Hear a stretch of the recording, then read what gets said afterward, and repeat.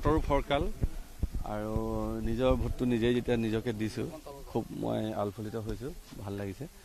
আৰু আপোনালোকৰ জৰিয়তে মই সমূহ বিহালীবাসী ৰাইজক শুভেচ্ছা জনাইছোঁ। সকলোৱে দলে বলে ভোট দিবলৈ ওলাই আহক। পৰাপক্ষত যদি 100% ৰাইজে ওলাই আহে, এইটো গণতন্ত্ৰৰ কাৰণে ভাল কথা। মই আপোনালোকৰ জৰিয়তে আমাৰ সমূহ কংগ্ৰেছ নেতৃবৃন্দক কৃতজ্ঞতা জনাইছোঁ।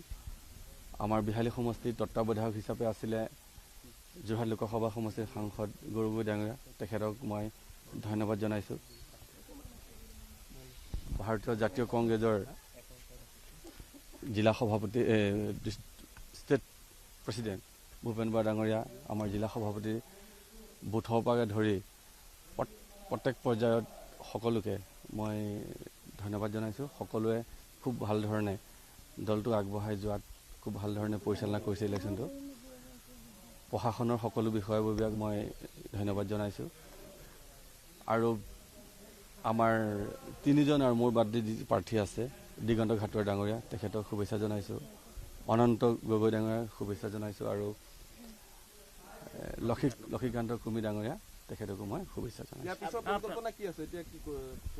এতিয়া আমি কেন্দ্ৰখিনি এপাক এপাক যাম, যিমানখিনি কেন্দ্ৰ আছে, যিমান দূৰ সম্ভৱ হয় আৰু সকলোকে এবাৰ দেখাই দিম। তেওঁলোকে ৰাতিপুৱাৰ পৰা আমাৰ কাৰণে লাগি আছে।